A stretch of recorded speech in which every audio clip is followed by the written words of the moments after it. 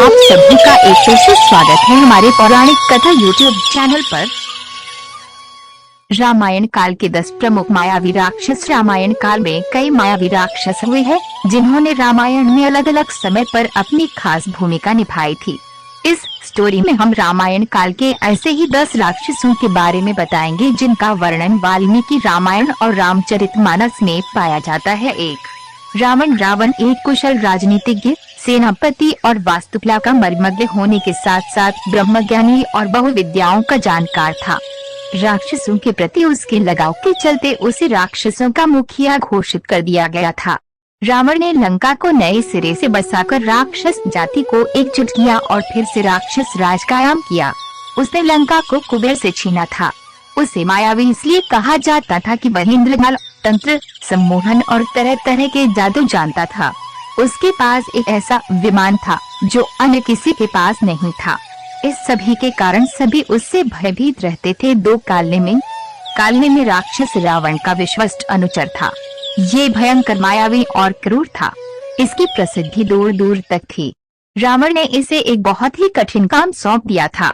जब रावण युद्ध में लक्ष्मण को शक्ति लगने से वे बेहोश हो गए थे, तब हनुमान को तुरंत ही संजीवनी लाने का कहा गया था। हनुमान जी जब द्रोणाचल की ओर चले तो रावण ने उनके मार्ग में विघ्न पैदा करने के लिए कालनेमी को भेजा।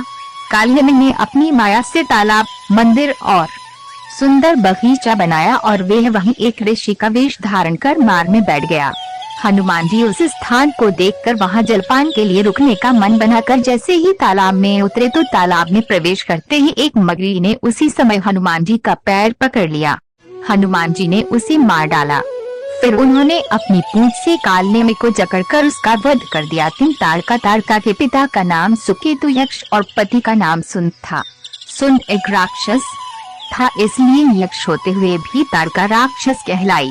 अगस्त्य मुनि के शाप के चलते इसका सुंदर चेहरा कुरूप हो गया था, इसलिए उसने ऋषियों से बदला लेने की ठानी थी।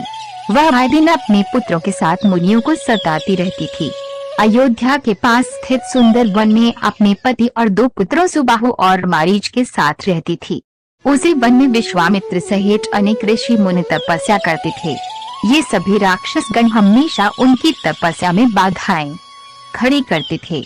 विश्वामित्र एक यज्ञ के दौरान राजा दशरथ से अनुरोध कर एक दिन राम और लक्ष्मण को अपने साथ सुंदर वन ले गए। राम ने ताड़का का और विश्वामित्र के यज्ञ की पूर्णाहुति के दिन सुबाहु का भी वध कर दिया था। राम के बाण से मारीच आहत होकर दूर दक्षिण में समुद्र तट पर जा गिरा। मारीच राम के तीर से बचने के बाद ताड़का पुत्र मारीच ने रावण की शरण ली। मारीच लंका के राजा रावण का मामा था। जब शूर्पणखा ने रावण को अपने अपमान की कथा सुनाई तो रावण ने सीता हरण की योजना बनाई। देवी सीता का हरण करने के लिए रावण से मारीच के कहा कि तुम एक सुंदर हिरण का रूप धारण कर लो जिसके सींग रत्नमय प्रतीत हो, शरीर भी चित्र विचित्र रत्नों वाला ही प्रतीत हो। ऐसा रूप बनाओ कि सीता मोहित हो जाए। अगर वे मोहित होगी तो जरूर वो राम को तुम्हें पकड़ने भेजेंगी। इस दौरान मैं उसे हर कर ले जाऊंगा। मारीच ने रावण के कहे अनुसार ही कार्य किया और रावण अपनी योजना में सफल रहा। इधर राम के बाण से मारीच मारा गया। 5 कुंभकर्ण यह रावण का भाई था जो 6 महीने बाद एक दिन जागता और भोजन करके फिर सो जाता, क्योंकि इसने ब्रह्मा जी से निद्रासन का वरदान मांग लिया था। युद्ध के दौरान किसी तरह कुंभकर्ण को जगाया गया। कुंभकर्ण ने युद्ध में अपने विशाल शरीर से वानरों पर प्रहार करना शुरू कर दिया। इससे राम की सेना में हाहाकार मच गया। सेना का मनोबल बढ़ाने के लिए राम ने कुंभकर्ण को युद्ध के लिए ललकारा और भगवान राम के हाथों कुंभकर्ण वीरगति को प्राप्त हुआ। 6 कबंध सीता की खोज में लगे राम लक्ष्मण को दंडक वन में अचानक एक विचित्र दानव दिखा जिसका मस्तक और गला नहीं थे। उसकी केवल एक ही आंख ही नजर आ रही थी। वह विशालकाय और भयानक था। उस विचित्र दैत्य का नाम कबंध था। कबंध ने राम लक्ष्मण को एक साथ पकड़ लिया। राम और लक्ष्मण ने कबंध की दोनों भुजाएं काट डाली। कबंध ने भूमि पर गिरकर पूछा, आप कौन वीर हैं? परिचय जानकर कबंध बोला, यह मेरा भाग्य है कि आपने मुझे बंधन मुक्त कर दिया।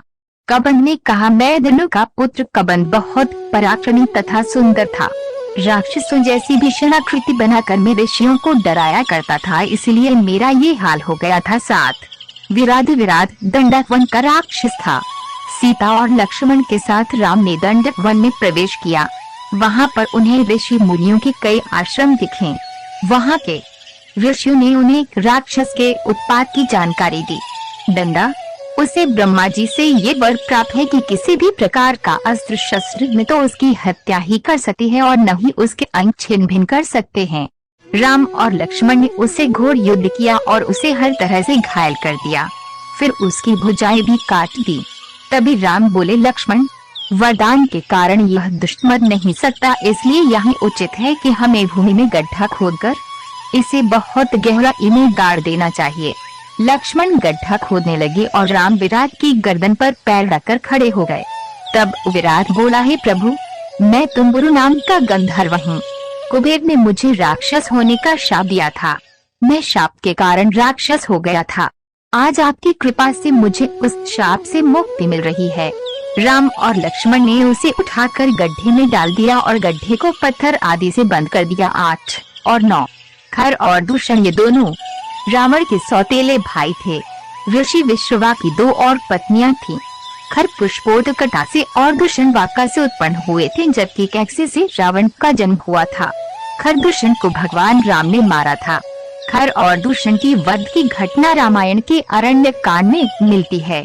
शूर्पणखा की नाक काट देने के बाद वो खर और दूषण के पास गई थी। खर और दूषण ने अपनी अपनी सेना तैयार कर वन में रह रहे राम और लक्ष्मण पर हमला कर दिया था, लेकिन दोनों भाइयों ने मिलकर अकेले ही खर और दूषण का वध कर दिया। 10। मेघनाद मेघनाद को इंद्रजीत भी कहा जाता है, क्योंकि उन्होंने स्वर्ग पर आक्रमण करके उस पर अपना अधिकार जमा लिया था। मेघनाद बहुत ही शक्तिशाली और मायावी था। रावण के पुत्रों में मेघनाद सबसे पराक्रमी था। माना जाता है कि जब इसका जन्म हुआ तब इसने मेघ के समान गर्जना की, इसलिए ये मेघनाद कहलाया। मेघनाद ने युवावस्था में दैत्यों के गुरुवार शुक्राचार्य की सहायता से सप्तयज्ञ किए थे और शिव के आशीर्वाद से दिव्य रथ, दिव्यास्त्र और तामसी माया प्राप्त की थी। मेघनाद का वध भगवान लक्ष्मण ने एक दिव्य बाण से किया था।